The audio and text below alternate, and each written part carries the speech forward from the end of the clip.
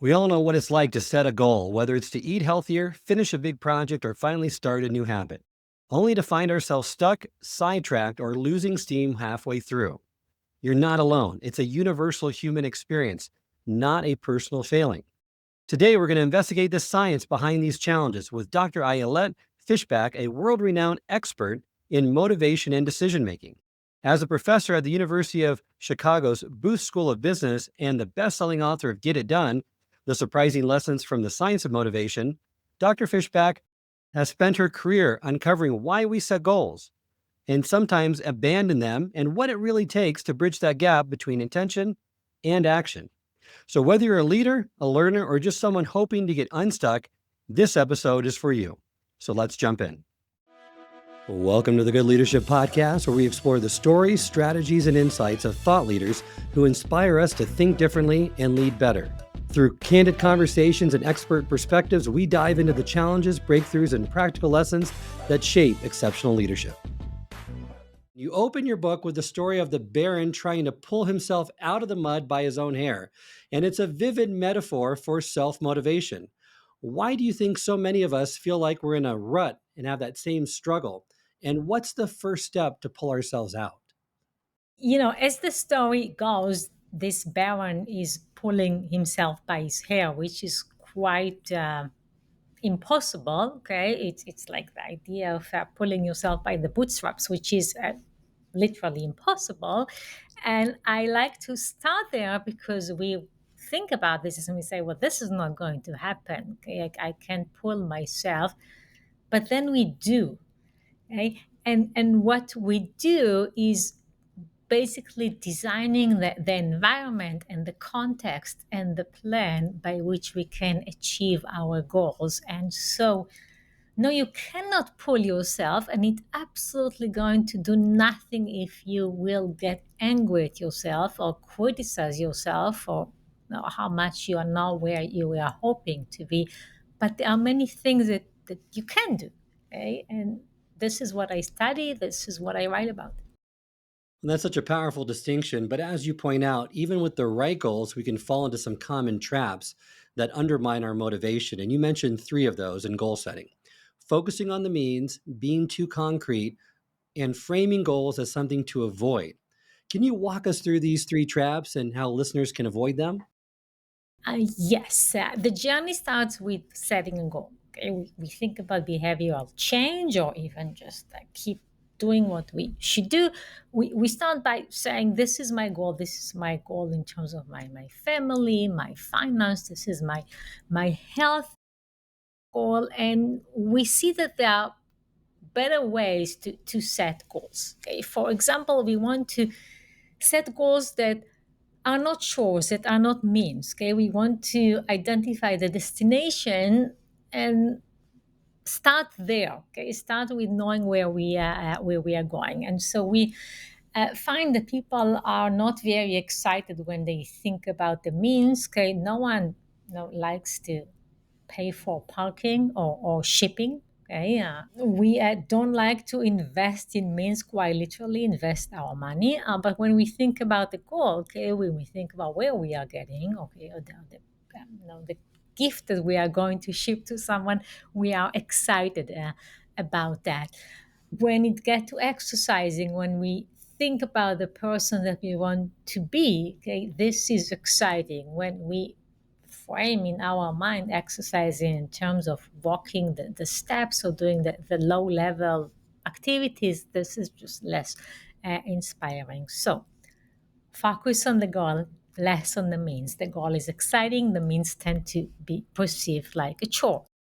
Another problem with setting goals, or no, let's be positive. Another trick with setting a goal is be more high level. Okay, you think about the forest. Okay, you think about what you're trying to achieve in your life, what is important for you. When we are too much in the trees, it is hard to get excited. It is hard to know the path. Okay? It's much easier to know how to get there when you step away, okay, and you look at the entire journey. So that was the second tip for goal setting.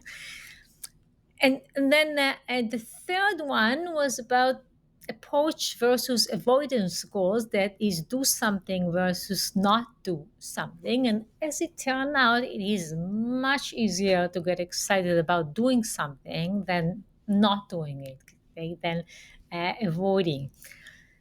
Approaching a destination is exciting. Okay, the way there is often as exciting as actually getting there. Trying not to do something is very hard. Now, it is very hard because when you try not to do it, that brings to mind the thing that you are trying not to do.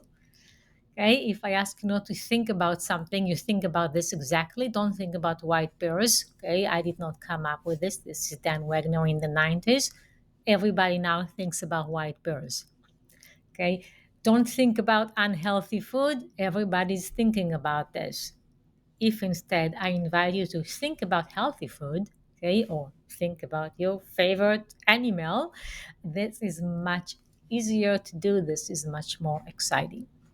Then there is also reactance, but we can leave it for later. When we are trying to avoid something, there is the teenager that we never quite were able to get over, that says, oh, this is exactly the thing that I want to do because you told me that I cannot do that. When I love these three traps because they're so common and I've fallen into them many times as well. That first trap, like you said, focusing on the means rather than the end. I find that a lot of leaders, they focus too much on the steps and lose sight of the why they're doing something. So the goal then becomes more tedious and less motivating. They also, which is somewhat counterintuitive because I see a lot of goals being very concrete, like lose 10 pounds or write 3 pages daily.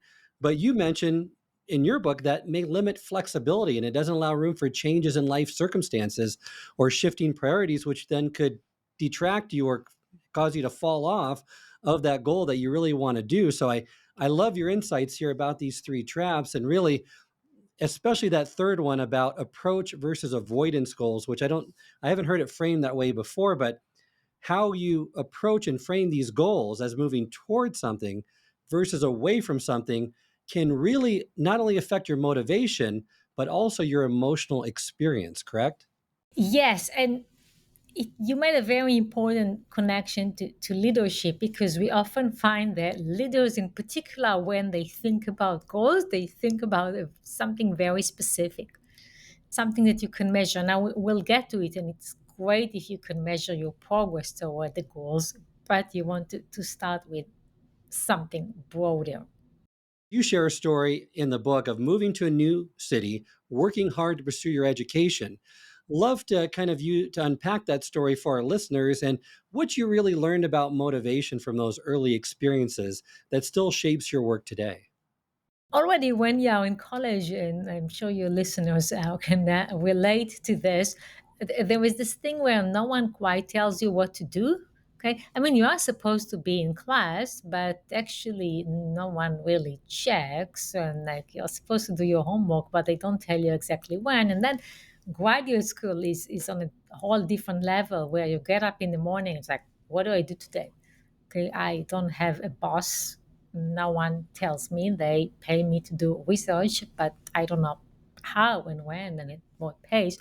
And that meant that I really had to just figure out how to do this. Okay, how do you set goals? How you monitor your progress?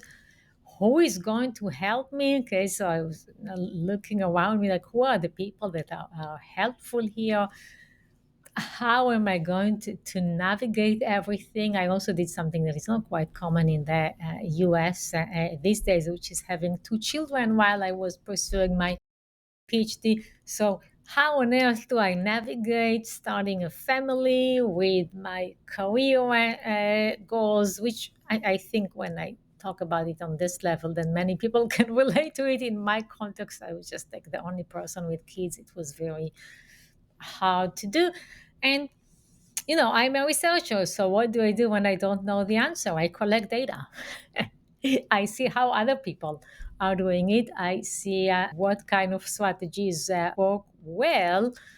And it felt like a very important question for me to ask, because I could immediately apply it to my life. Back then, I was mainly interested in how to overcome temptation. Okay, how do you get yourself to the task and away from the things that you should not do. And so we can get to this maybe later. Well, and with choosing goals, I see another common strategy that a lot of leaders do is they fantasize.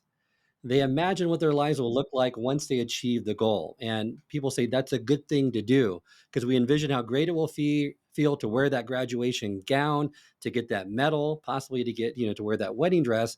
But like you mentioned, fantasizing doesn't generate action. Fantasizing about graduating with honors won't necessarily make you study harder. And they're really ineffective as a motivational tool. Yes, and here I should basically give credit to Gabrielle Ottingen, who is a psychologist at NYU, who is the pioneer research on fantasies. What her studies find is that when people fantasize, they don't do the work. Okay? They replace the dream with the action. Okay, when I envision great things happening at work, okay, in my organization, this is not necessarily something that is going to lead to action. And so, what works instead is thinking about the future.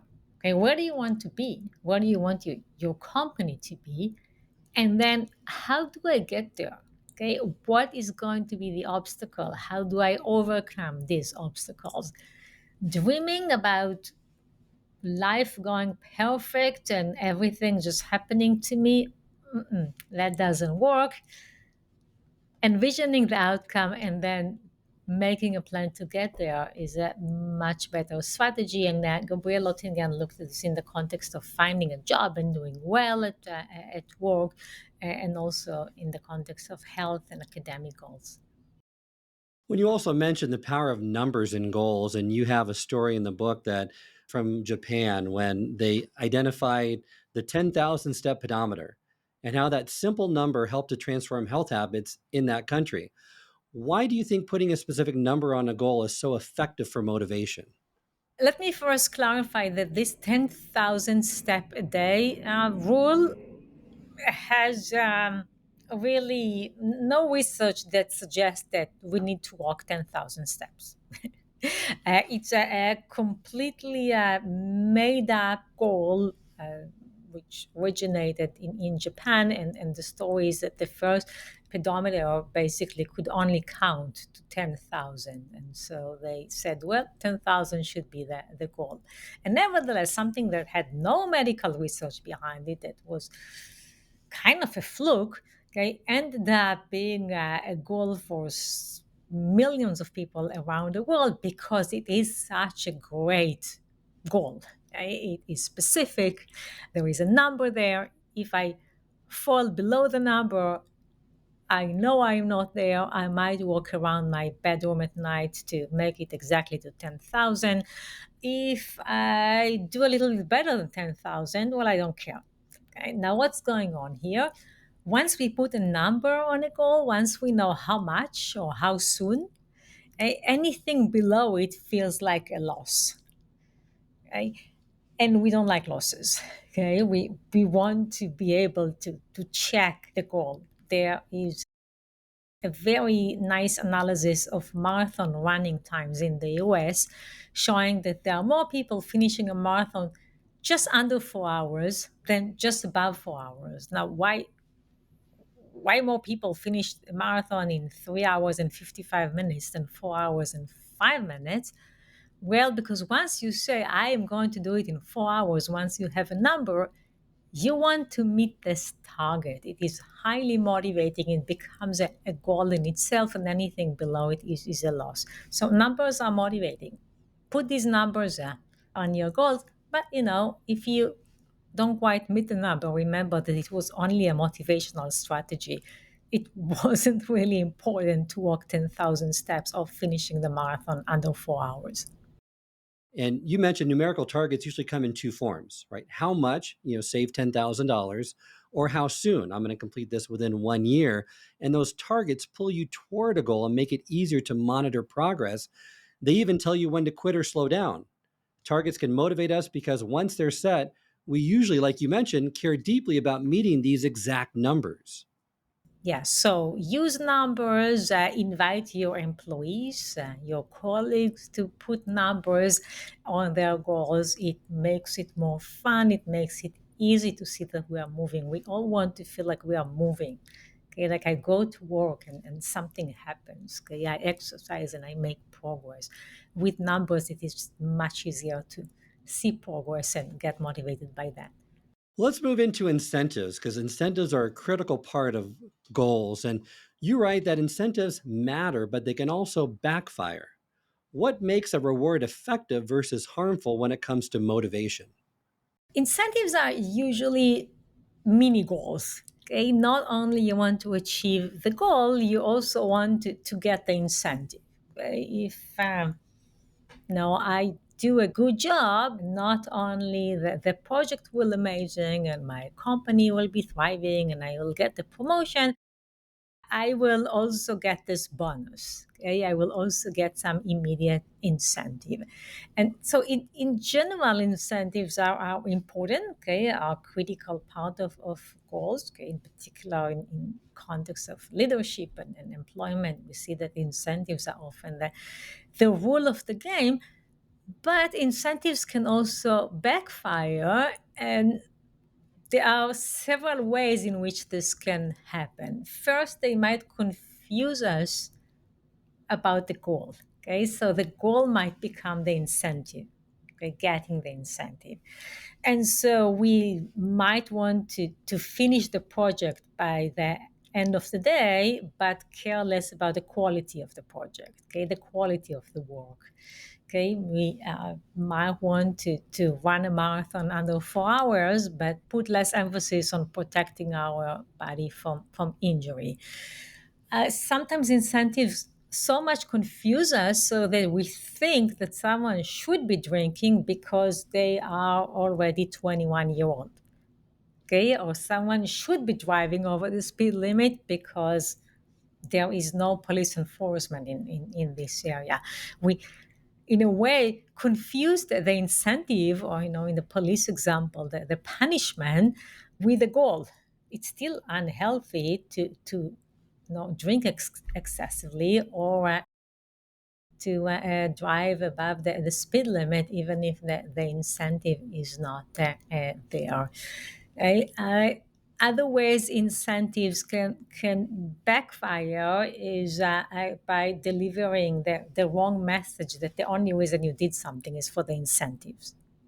Okay, and not realizing that this was important for you, that you added the incentive so that you can get excited.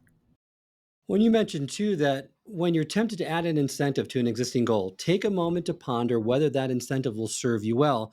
Is it going to pull you even further toward the goal, or is it going to obscure the purpose of your action and move you away from it? Sometimes just having that self reflection and that deliberate thought will help you to identify whether this is something that needs to be added or it's going to prevent you or make it more difficult to achieving that goal.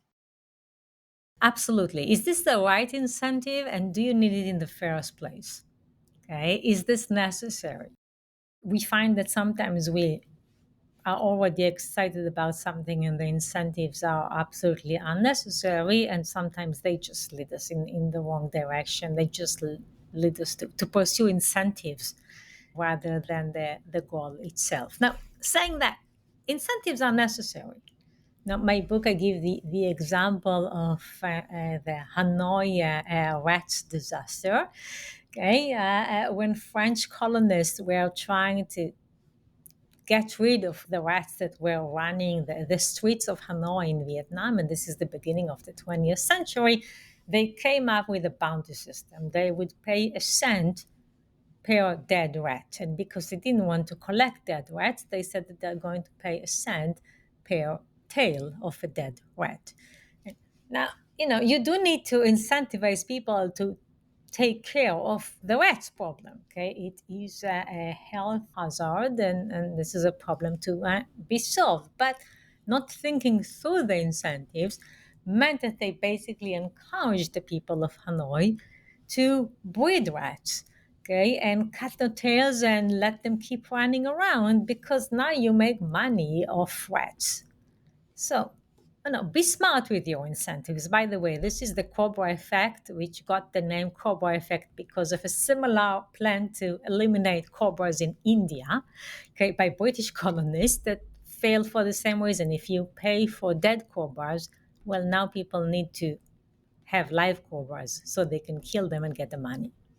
And you also mentioned, which I think is also interesting, is when incentives are uncertain, like when they vary in magnitude or frequency, receiving a smaller than expected incentive or no incentive is less discouraging as when they are fixed. So uncertain incentives overall are more motivating, right? Because they're harder to get.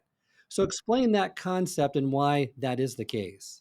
Yes. Okay. So to get your intuition, think about salary versus bonus. Okay. Clearly, salaries is like for most of us more important than our bonus. That is for the majority of Americans. If at all we get bonuses, they are smaller compared with our salaries. However, we are much more excited about bonuses and we are willing to work much harder toward them. Okay? Basically, if something is unknown, okay, if I don't know whether I'm going to be successful, I'm interested, I'm curious, okay? I want to see what happens. I'm invested. Now, it's not that people like uncertainty. Okay? If you give a choice, okay, between certain and uncertain incentives, then most people would say, give me the certain thing. This is a better deal. However, when people work toward an uncertain incentive, they are willing to invest more effort. In a fun study that we ran, the leading author was Lucy Shen. She had people basically bid on either a bag that had chocolate truffles, okay, which they knew the number in advance. It had four chocolate truffles, or a mystery bag. It has either two or four. People were bidding more money to get the two or four. Okay, now what's going on here? Why would you pay more to get a bag that is a mystery bag that you don't know if it has two or four truffles? Well, it's exciting. Okay, I want to know whether I won. Okay, I want to see what happens. It gets my attention, it gets my motivation high, and people want to invest more. So uncertain incentives are good. Let's shift to the emotional side of motivation. And a surprising counterintuitive statement that you make in the book is you write the best predictor of persistence isn't how important something is, but it's how excited someone is to do it. Why is excitement a better indicator than importance? Let me first explain the finding before I explain why it happens.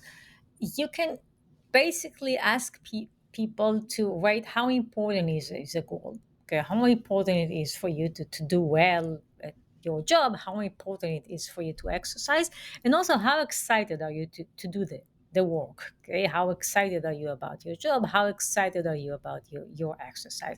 And so you can basically measure extrinsic motivation, that is what are the delayed outcomes, how important it is in the long run, and intrinsic motivation, how much it feels good at the moment, okay, how much it is exciting. As it turned out, intrinsic motivation, that is the immediate feeling, is a much better predictor of persistence than extrinsic motivation. So we actually just published last month, so that was not in the book, a paper where we looked at New Year's resolutions and we followed through over a year. Okay, so we had like thousands of people setting resolutions, and then we are following through during several times during the year, and ask people whether they are still pursuing the resolution. Those that were excited about the resolutions, those that said that they will enjoy pursuing them, are pursuing the resolutions. Okay, those who said that the resolutions are very important for them, well, that barely predicted persistence. Now, why? Okay. Well, because the excitement and the emotion is immediate. Okay, and as humans, we are much more influenced by immediate outcomes. What will happen in the future has less influence than my experience right now. If you can make the goal exciting and pleasant, you will be doing it. If you make it more rewarding in 10 years or 20 years, not much of an effect because we are all very much present oriented. Well, and that critical element that you mentioned, excitement fuels actions, right? We often know something is important. Like I know that exercising or saving money is important, but it doesn't necessarily excite me. So I tend to procrastinate. But when I'm excited, I feel more likely to start and keep going, even when things get tough, because that excitement really is, like you mentioned, the emotional engine of persistence. And the good news is it's something we can actually build by making the process more fun. I hope this episode has provided you with valuable insights. If it has, I ask you to share it with someone who would also benefit from it. If you've been enjoying and gaining knowledge from this podcast, then subscribe to our YouTube channel where you can find all the previous episodes of the podcast and additional learning resources. You can also subscribe to the podcast on Apple or Spotify and leave up to a 5-star review.